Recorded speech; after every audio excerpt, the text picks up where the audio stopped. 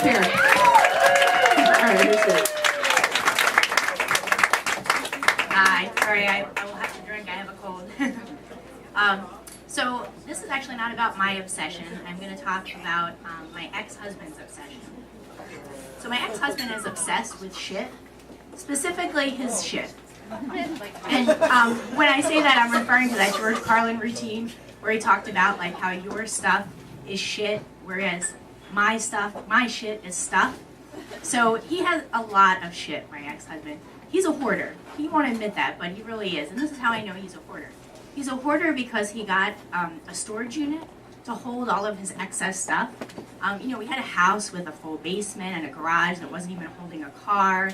Lots of places to store stuff, but that wasn't enough. He needed to get a storage unit. But that's not how I know he's a hoarder. This is how. He built shelves inside of the storage unit so that it would hold more stuff, floor to ceiling. I'm going to say that again. He built shelves like hammer and nail inside of a storage unit so it would hold more stuff. That's how I know he's a hoarder. Before he got the storage unit, our house was full of shit all over the place in every room, and I was always nagging him to do something, throw some of it out, organize it better, consolidate.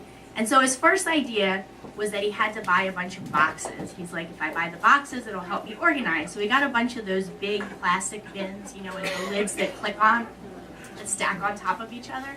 And he got clear plastic. He liked the clear plastic because he could see the shit. The shit had to be visible.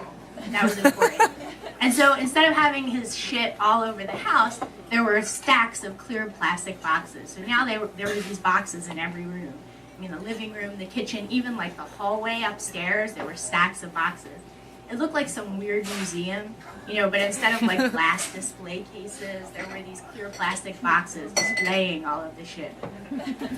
So then I started bothering him about, cleaning up the boxes. Because, I started to get angry, like everywhere I went, these boxes were like in my face. And so his next idea was that he's like, I'll spend the day and I'll go through the boxes, I'll organize, I'll get rid of some stuff, I'll consolidate. So I left him for the day to do this. I came back and the house was actually messier than it was when I had left. The boxes were like all opened up and there was stuff everywhere. And, every chair had a pile of stuff on it, every table. I was starting to like hyperventilate. I'm walking around like, oh my God. And he's behind me even more anxious. He's like, don't touch that. I get more boxes for that stuff, and I realize he's even more upset than I am because he thinks I might actually throw away some of this stuff. So the reason his organization efforts would fail is because, he would open up a box and he'd see like a ticket stub to a concert he went to a few years ago, and he'd be like, gee, is that band still around? So he'd like wander off to do an internet search. And that would take a few hours. Or like in another box he'd find like a car radio modification that he had worked on and never finished, and he'd start tinkering with that, and that would take a few hours, and so he would like never finish what he started. And he was obsessed with this stuff, so instead of getting rid of it, he just started paying to have a storage unit to hold all of the stuff.